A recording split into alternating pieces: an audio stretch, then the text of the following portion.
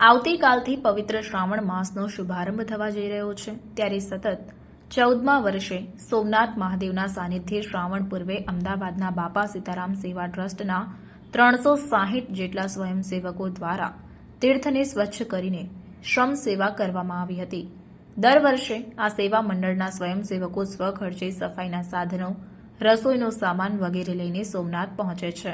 એક દિવસમાં સોમનાથ મંદિર તથા ટ્રસ્ટ હસ્તકના અન્ય મંદિરોની સફાઈ કરે છે. ત્યારબાદ બીજા દિવસે તેઓ સોમનાથ મહાદેવની ધ્વજા પૂજા અને ધ્વજારોહણ કરી પરત ફરે છે. આ ક્રમ 13 વર્ષથી ચાલી રહ્યો છે. આ વર્ષે સ્વયંસેવકો હર્ષોલ્લાસ અને ઉત્સાહભેર સફાઈમાં જોડાયા હતા અને ઉત્સાહભેર સોમનાથ મંદિર, ભાલકા તીર્થ, ગોલોકધામ સહિત તીર્થના અનેકવિધ મંદિરો સ્વચ્છ કર્યા હતા.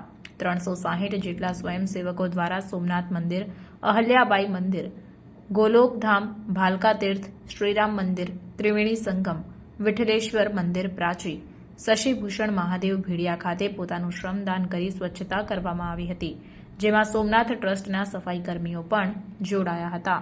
આ અભિયાન બાદ પોતાની લાગણી વ્યક્ત કરતા હરેશ સોની, બાપા સીતારામ સેવા ટ્રસ્ટ તરફથી સોમનાથ આવતા યાત્રીઓને અપીલ કરવામાં આવી કે સ્વચ્છતા ત્યાં પ્રભુતા.